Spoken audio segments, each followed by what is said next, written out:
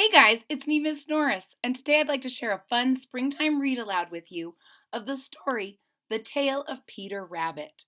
The story, The Tale of Peter Rabbit, was originally written in 1901 by Beatrix Potter, and this particular version was illustrated by Alex Vinning in 2004. If you're ready to hear the story, I'm ready to share it with you. Here we go. The Tale of Peter Rabbit.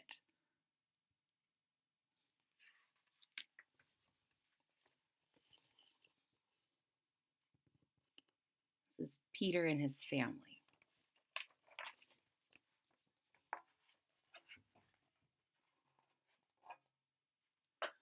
Once upon a time, there were 4 little rabbits, and their names were Flopsy, Mopsy, Cottontail, and Peter.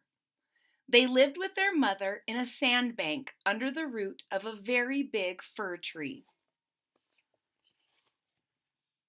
This is Peter and his family. He has three brothers and sisters, and a mama, and they all live in under this tree.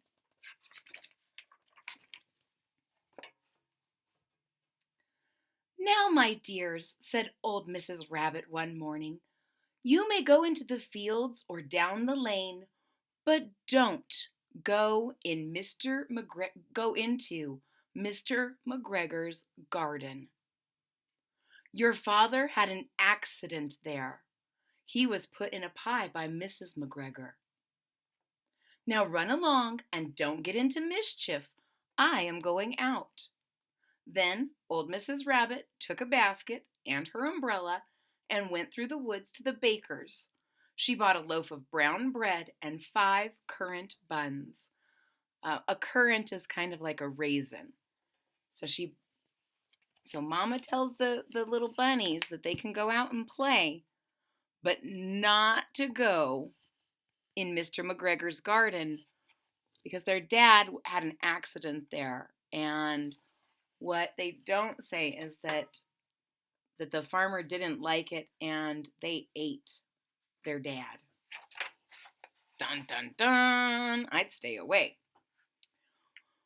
Flopsy, Mopsy, and Cottontail, who were good little bunnies, went down the lane to gather blackberries.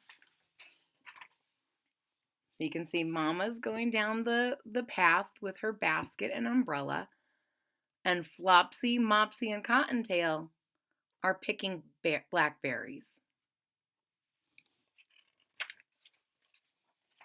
But Peter, who was very naughty, ran straight away to Mr. McGregor's garden and squeezed under the gate. First, he ate some lettuce and some French beans, and then he ate some radishes, and then, feeling rather sick, he went to look for some parsley. So Peter had decided that he was going to do exactly what his mama said don't do. And he's having a lot of really nice snacks in the garden. And he's eaten so much that his little tummy hurts. And sometimes if you eat parsley, it makes your tummy stop hurting. So he's going to look for the parsley. But around the end of the cucumber frame, whom should he meet but Mr. McGregor? Mr. McGregor was on his hands and knees planting young cabbages, but he jumped up and ran after Peter, waving a rake and calling out, "Stop, thief!" Peter was dreadfully frightened. He rushed all over the garden, for he had forgotten the way back to the gate.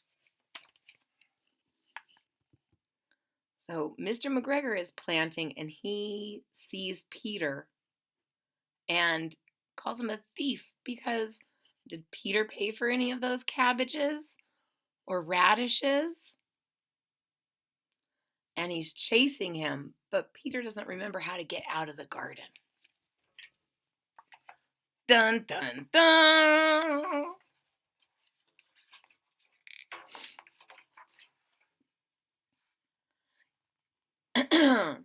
He lost one of his shoes among the cabbages and the other shoe among the potatoes. After losing them, he ran on 4 legs and went faster, so that he might have gotten away if he had not unfortunately run into a gooseberry net and got caught by the large buttons on his jacket. It was a blue jacket with brass buttons and quite new. Peter gave himself up for lost and shed big tears.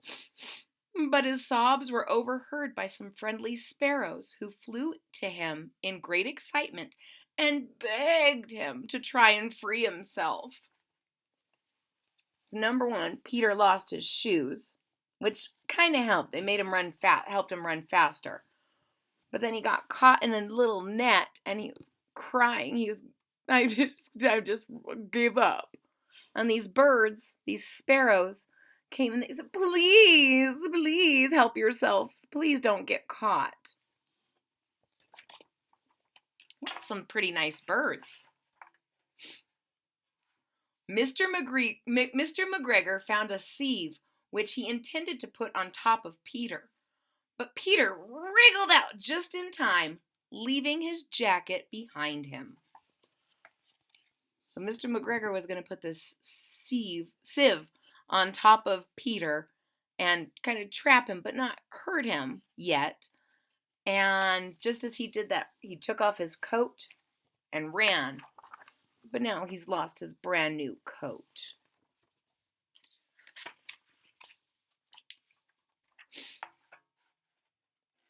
Peter rushed into the tool shed and jumped into a watering can. It would have been a beautiful thing to hide in if it hadn't had so much water in it. Mr. McGregor was quite sure that Peter was somewhere in the tool shed, perhaps hidden underneath a flower pot. He began to turn them over carefully, looking under each. Suddenly, Peter sneezed. Ka-choo!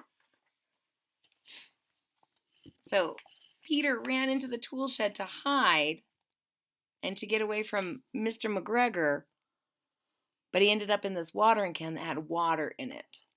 And Mr. McGregor thinks he's under one of these pots until he sneezes and gives up his hiding spot. Mr. McGregor was after him in no time. He tried to catch Peter, who jumped out a window, upsetting 3 plants. The window was too small for Mr. McGregor, and he was tired of running after Peter. He went back to his work. Peter sat down to rest. He was out of breath and trembling with fright, and he had no idea which way to go. Also, he was very damp from sitting in that can. After a time, he began to wander about, going lippity-lippity, not very fast, and looking all around.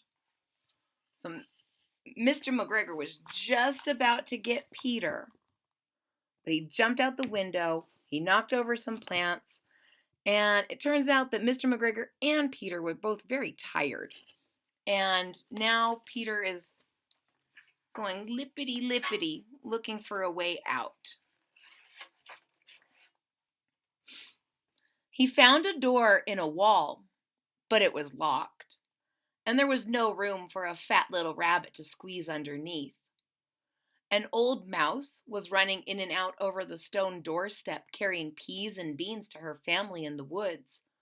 Peter asked her a way to the gate, but she had such a large pea in her mouth that she could not answer. She only shook her head at him, and Peter began to cry. Then he tried to find his way straight across the garden, but he became more and more puzzled. Presently, he came to a pond.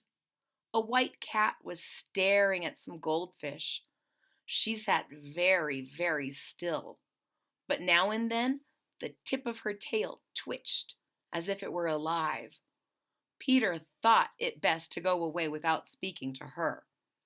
He had heard about cats from his cousin, little Benjamin Bunny.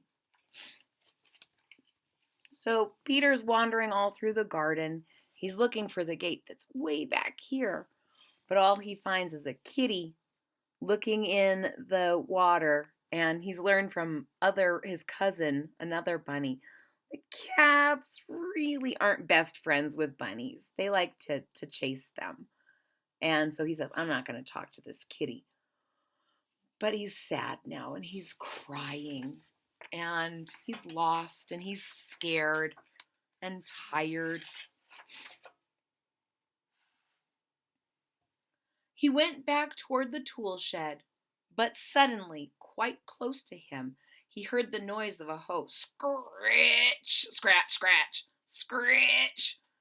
Peter scuttered underneath the bushes, but soon, as nothing happened, he came out and climbed upon the wheelbarrow and peeped over. The first thing he saw was Mr. McGregor, hoeing onions. His back was turned toward Peter, and beyond him was the gate. So Peter got scared because he did hear the scratch of the hoe. But when he after he hid and nothing happened, he got in this wheelbarrow and he looked out and he can see the gate, but he can also see Mr. McGregor. Let's see what Peter is going to do. Peter got down very quietly off the wheelbarrow and started running as fast as he could go along a straight walk behind some blackberry bushes. Mr. McGregor caught sight of him at the corner, but Peter did not care. He slipped underneath the gate and was safe at last in the woods outside the garden. Mr. McGregor hung up the little jacket and the shoes as a scarecrow to frighten away the birds. To frighten the blackbirds. So Peter made a run for it. Mr. McGregor chased him. And now Mr. McGregor has hung up Peter's jacket and his little shoes, hoping that he can scare away the birds who also want to eat things from his garden. Seems like everyone wants to eat something in Mr. McGregor's garden. But Peter's on the other side of the gate now and is probably feeling a little bit better. Peter never stopped running or looking behind him until he got home to the big fir tree. He was so tired he flopped down upon the nice soft sand on the floor of the rabbit hole and shut his eyes. His mother was busy cooking. She wondered what he had done with his clothes. It was the second little jacket and pair of shoes that Peter had lost in 2 weeks. So Peter, after he got out from under the gate, he did not stop to rest. He just kept running. But being so scared and running so much made him a tired little bunny. And Mama is probably a little bit worried, but mostly she's just is curious. Where are his clothes? And now we see Flopsy, Mopsy, and Cottontail coming back with their baskets full of berries.